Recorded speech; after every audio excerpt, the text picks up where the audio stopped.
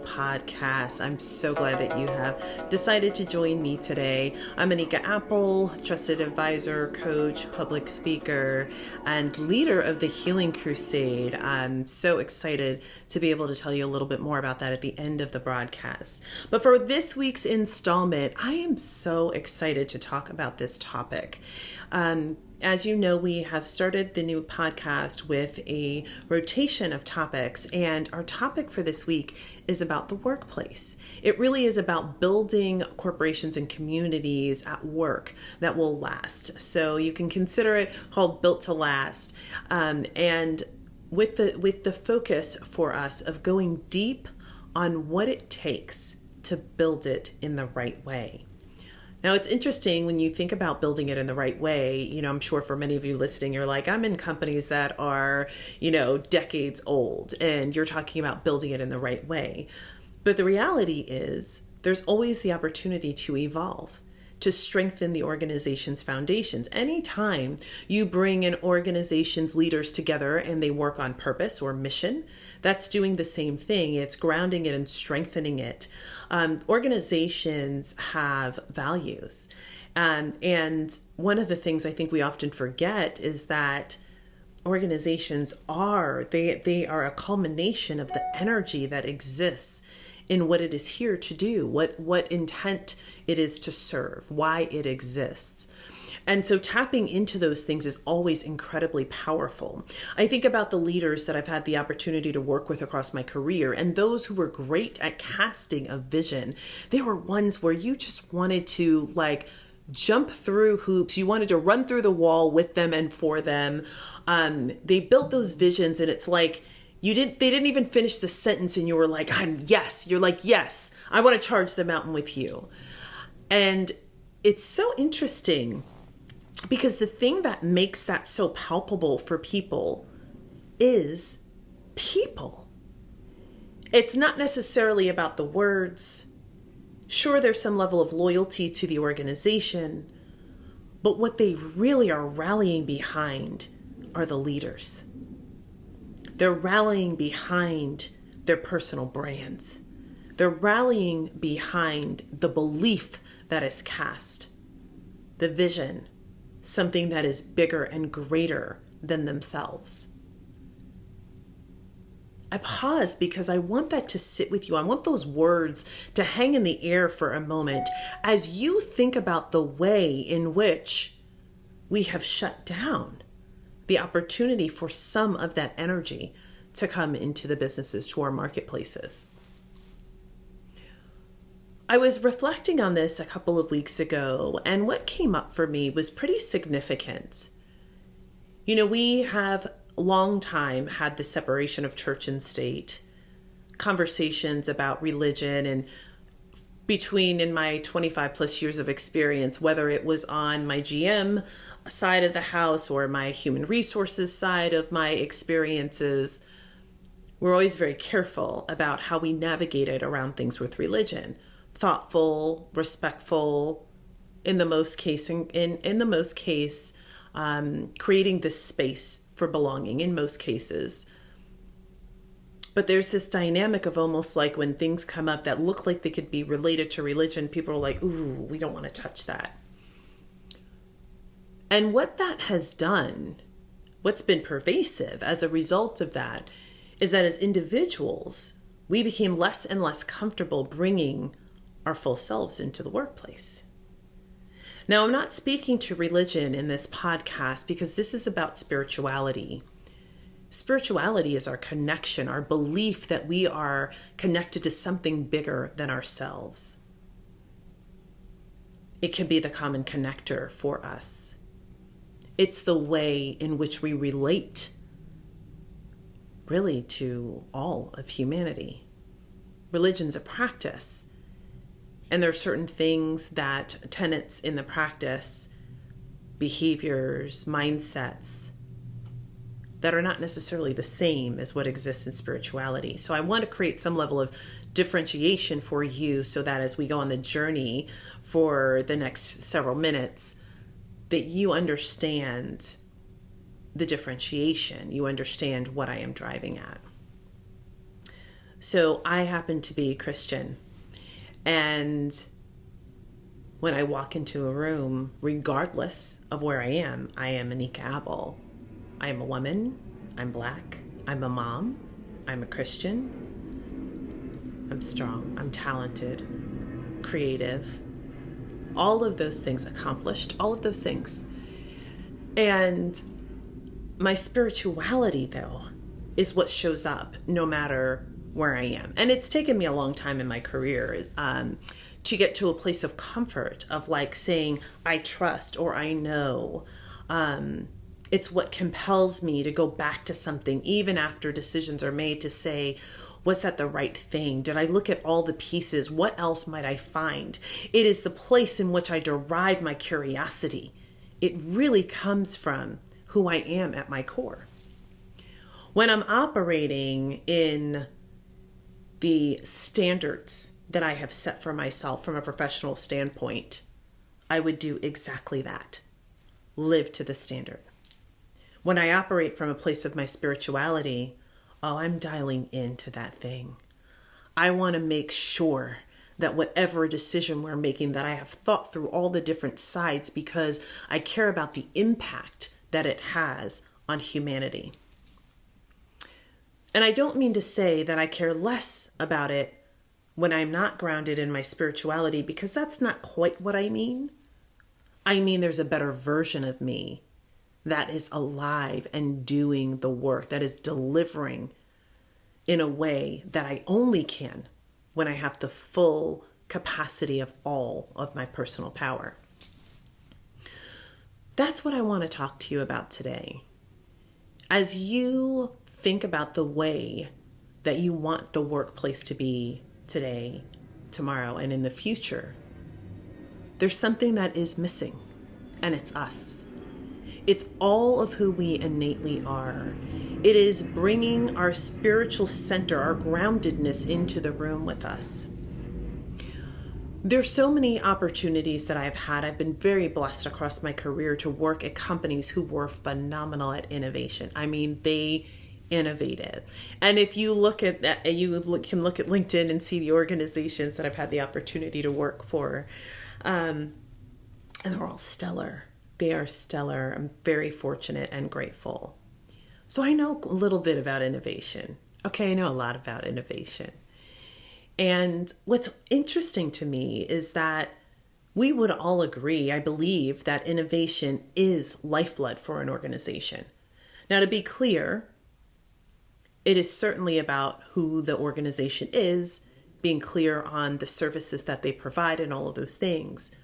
But the lifeblood is about the connection and relationship to the customer or consumer. It's about the people in the organization. And then it's innovation. Innovation is required for growth. It's funny because it's the thing that is the most unstable, but it is the stabilizing force, right, to keep the business going. So what is innovation? Let's think about this for a moment. We innovate to create something new.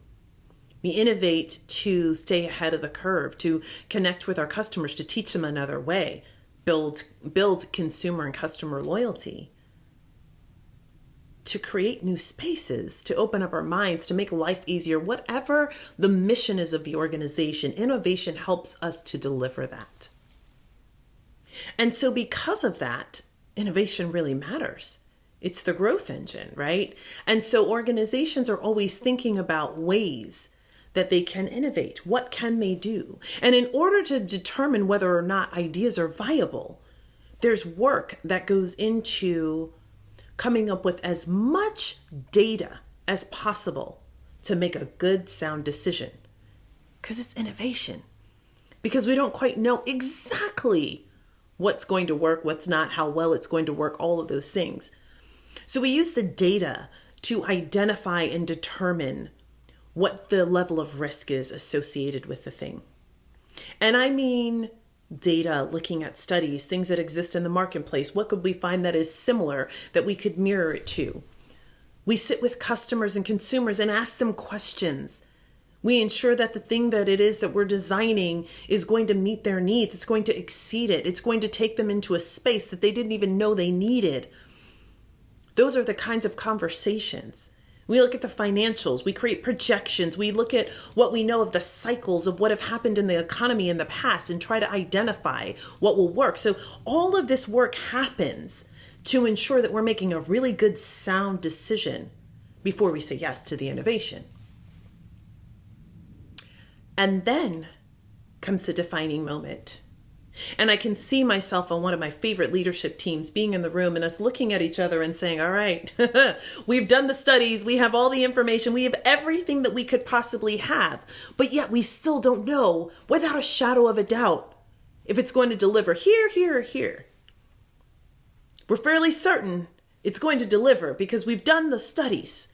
But there's a gap there. There's always a gap. There's always a bit of space left that the data can't fill, where a decision has to be made. And so the leaders look at each other, and the more daring and confident they are, the more bold they are, the more that they believe in their teams, the more committed they are to make something work, the more willing they are to take a risk. And then you couple that with an organization, potentially their senior leaders, the board, whatever it may be, who are also willing to get in the boat and take that risk. And then the innovation is birthed. So let's talk about that moment between the fact gathering and this gray space of the unknown, the things that you absolutely have no control over. We've tried to mitigate that as much as possible, but we have to do something in that gray space. So what is that called? Belief. It's called belief. I believe that we should do this, and here's why. I believe that by doing it this way, and perhaps we didn't think about mitigating risk in this way, but if we do this too, this is going to work. I believe that these projections based on all the things that we've seen are going to be fine. And so you become really good at getting to a place where belief becomes almost like another fact. There's a margin of error like there is in anything. There's a level of risk for sure. But you ground yourself in the data that you have and your belief, and then you go forward. So what's belief? Because what I would submit to you is belief is faith. They're different terms, but they really have the same underpinning. Faith is believing in something bigger than yourself. It's believing when there's no proof. It's believing even though you don't have certainty, which is the same in our innovation example. We look at the things that are certain. We project a lot of things because we're good at reading trends and understanding our business and marketplace and the patterns of our customers. But then there's space for the stuff that's unknown. And you make a decision, and we call it in business belief, an educated guess. We took a decision, but truly it's faith. I have faith that we've done everything that we should do before we make this decision. And I have faith that this thing is going to work. But we don't like to talk about it in those terms, and that's okay. Kind of. It's kind of okay. It would be okay to use the word belief instead of, and when we know it's really ultimately driving at the same thing. But the problem is the elimination of the word or replacement of the word faith with the word belief is what continues to allow us to eliminate the need, desire, space for people to bring their centered spiritual self into the workplace. You see how that thing ties together? If we were comfortable talking about the faith that we had in the decision that we made, we would be looking for people who had faith. We would be looking for people to tap into their faith. When I talked about the example of being in the room with my peers, where we made some bold decisions on things that we were going to do for innovation, We pitched something that went to a global decision. It was amazing to watch the whole thing unfold. Amazing. It was faith. And we didn't only have faith in the product, but we had it in one another and in our ability to stay the course, and that we knew how to course correct, and that we had enough knowledge and experience, and quite honestly, enough capital built up in the organization that people believed in us. They had faith that we would make the right decision once we looked at all of the things that were evidence for us, the facts. So what's important here is that you see the difference of language and you have an understanding of what really happens in the room versus what we say. Because what I can tell you is that that particular team, and I've worked on many, I could use many, but there's one that I have in mind. It's one that built a culture where people loved working there. They were seen, they were heard, they were connected, people believed in them. There was confidence poured into them regularly when the business was at its top and when we faced challenges. And again, if I look at the leaders that were in that room, pretty strong spirituality, pretty strong sense of self, confidence in themselves.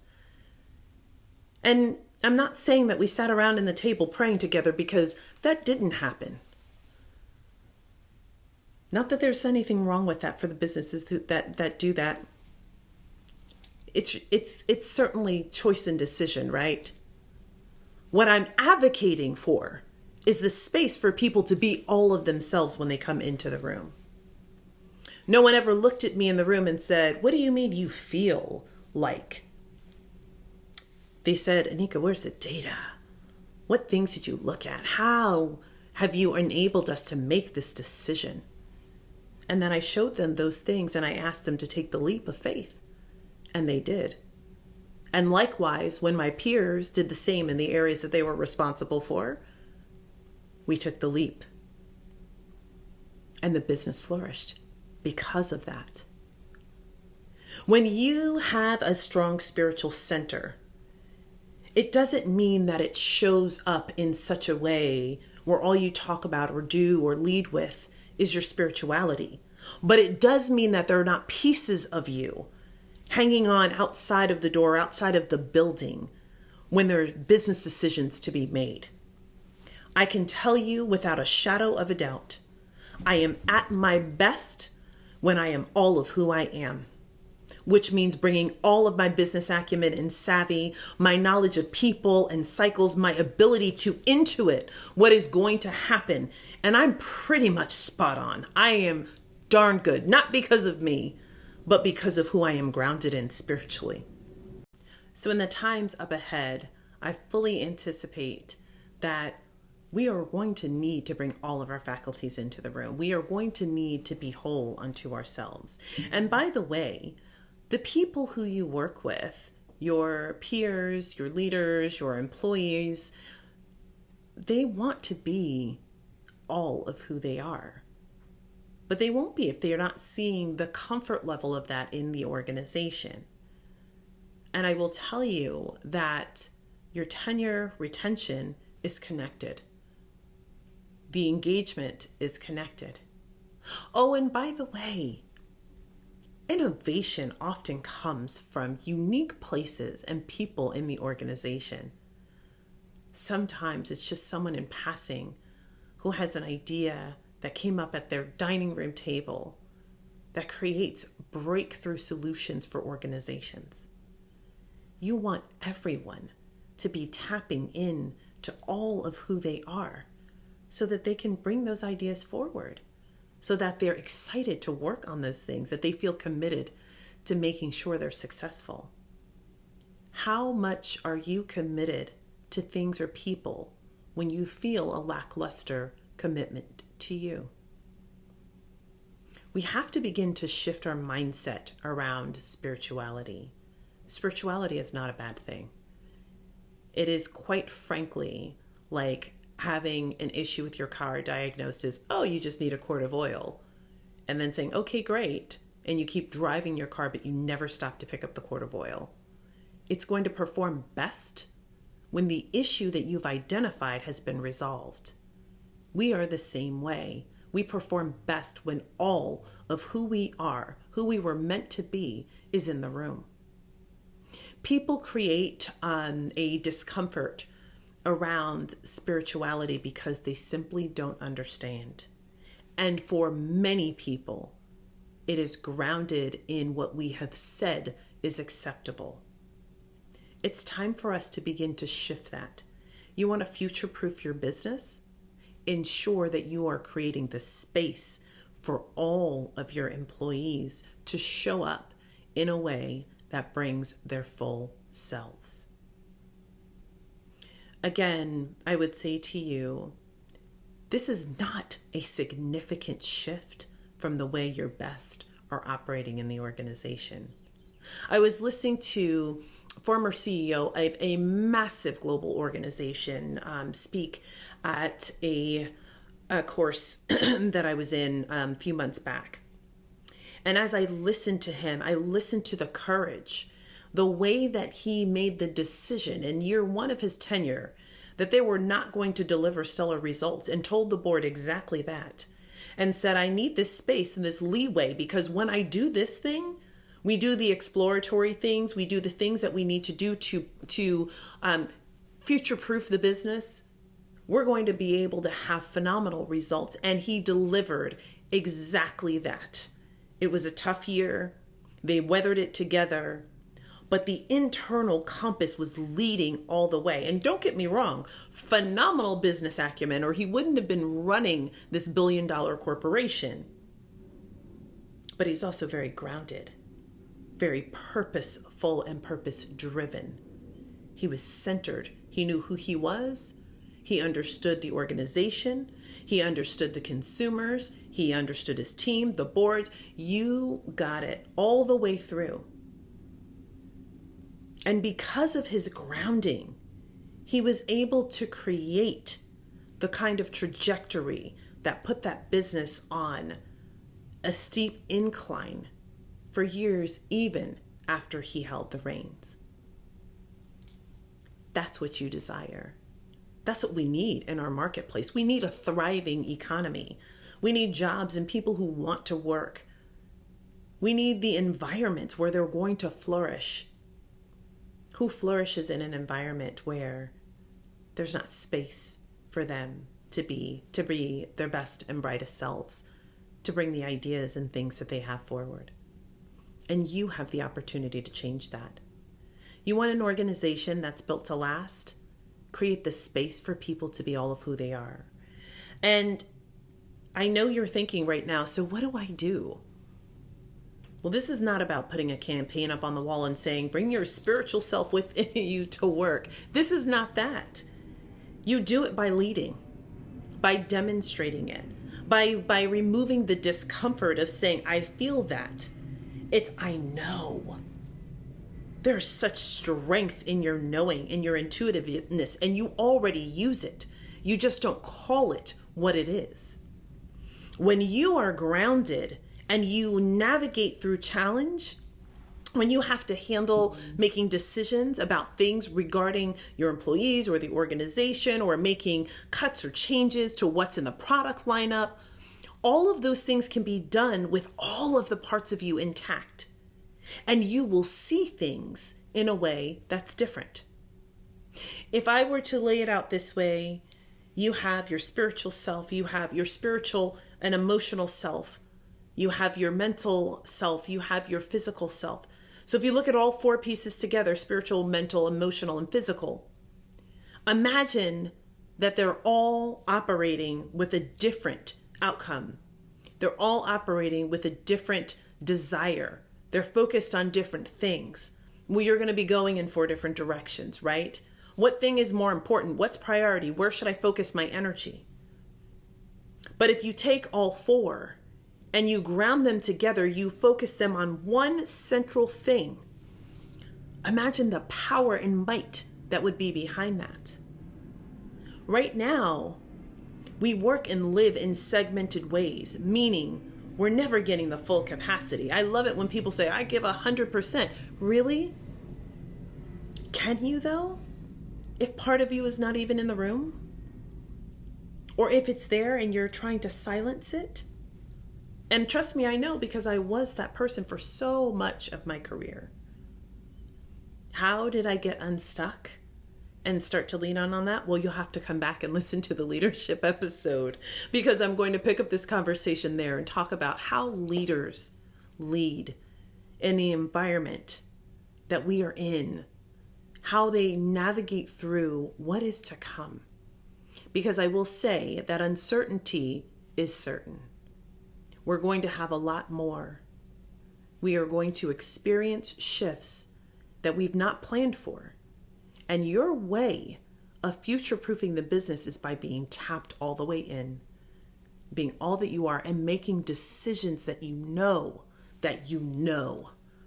are the right ones for the business. Because you will not be able to control all that's outside of your control. So I hope that you have enjoyed the episode today. And more than anything, I really hope that it is spurring on thought for you. My takeaways for you today are these. 1, what kind of environment are you creating? Is it safe for people to say, have faith, I believe, let's take the leap, I know, I'm thinking? Is it safe? 2, what does it look like when you are in your full self? Where you are bringing all of the best parts of you there. Can you feel a difference? And if in this moment you're like, I'm not sure, then I invite you to take the next several weeks and really look at the way you show up. Does it feel different to you when you're in spaces where you know you can be all of who you are?